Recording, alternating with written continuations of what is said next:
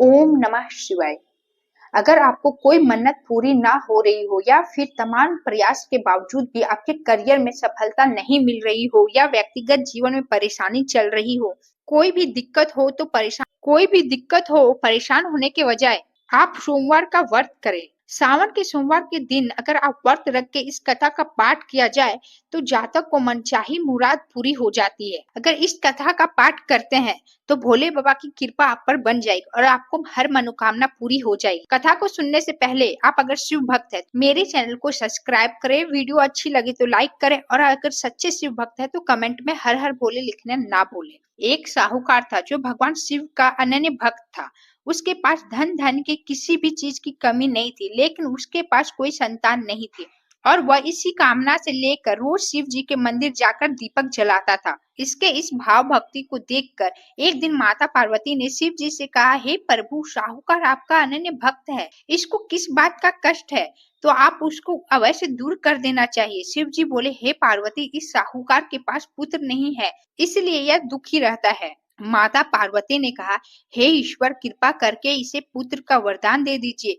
तब भोलेनाथ ने कहा कि हे पार्वती, साहूकार के भाग्य में पुत्र का योग नहीं है, ऐसे में अगर इसे पुत्र प्राप्ति का वरदान मिल भी गया तो वह केवल 12 वर्ष की ही आयु तक जीवित रहेगा। यह सुनने के बाद माता पार्वती ने कहा, हे प्रभु, आपको इस साहूकार को पुत्र का वर दे देना होगा, अन्यथा भक्त आपको क्यों आपकी सेवा पूजा करेंगे। माता पार्वती के बार बार कहने से भोले बाबा ने साहूकार को पुत्र का वरदान दिया, लेकिन यह भी कहा कि यह केवल 12 वर्ष तक ही जीवित रहेगा। साहूकार यह सारी बात सुन रहा था, इसलिए उसे ना तो खुशी हुई ना दुख हुआ। वह पहले की ही तरह भोलेनाथ की पूजा अर्चना करता रहा। उधर सेठानी गर्भवती हुई और 9वें महीने में एक सुंदर से बालक प्राप्ति हुई। परिवार में खूब हर्ष उल्लास मनाया गया, लेकिन साहूकार पहले की तरह ही रहा और उसे बालक 12 वर्ष की आयु का जिक्र किसी से नहीं किया। जब बालक 11 वर्ष की आयु हो गई तो एक दिन साहूकार सेठानी ने बालक के विवाह के लिए कहा और साहूकार ने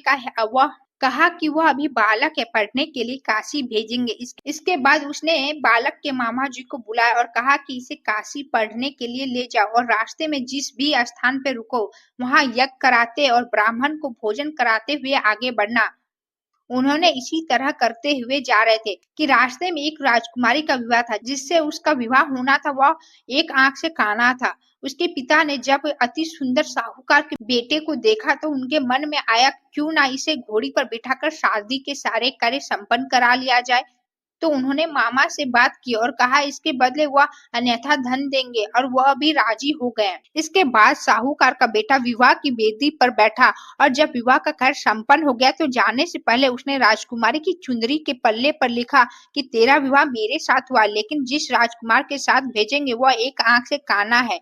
उसके बाद वह अपने मामा के साथ काशी चला गया। उधर जब राजकुमारी ने अपनी चुंदरी पर यह लिखा हुआ पाया तो उसने राजकुमार के साथ जाने से मना कर दिया। तो राजा ने भी पुत्री को बारात के साथ विदा नहीं किया। बारात वापस लौट गए और उधर मामा और भांजे काशी जा पहुंचे। एक दिन मामा ने यज्ञ रचा रखा था और भांजा बहुत देर तक बाहर नहीं आया, तो मामा के अंदर जाकर देखा तो भांजे का प्राण निकल चुका था। वह बहुत परेशान हुआ, लेकिन सोचा कि अब रोना पीटना मचाया तो ब्राह्मण चले जाएंगे और यज्ञ का कार्य अधूरा रह जाएगा। जब यज्ञ संपन्न होगा तो मामा ने रोना पीटना शुरू किया। उसी समय शिव और पार्वती जा रहे थे, तो माता पार्वती ने शिव जी से पूछा, हे प्रभु, ये कौन रो रहा है। तभी उन्हें पता चला कि यह तो भोलेनाथ के आशीर्वाद से जन्मा हुआ साहूकार का पुत्र है।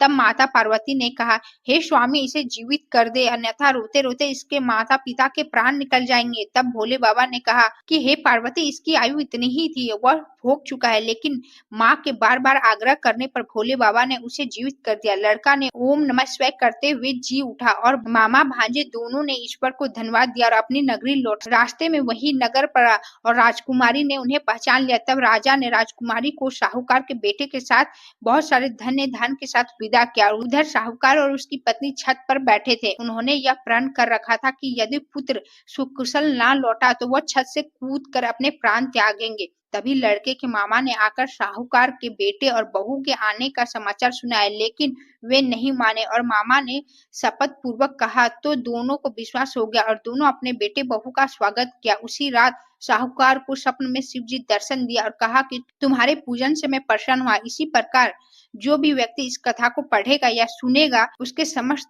दुख दूर हो जाएंगे और मनवांछित सभी कामनाओं की पूर्ति होगी।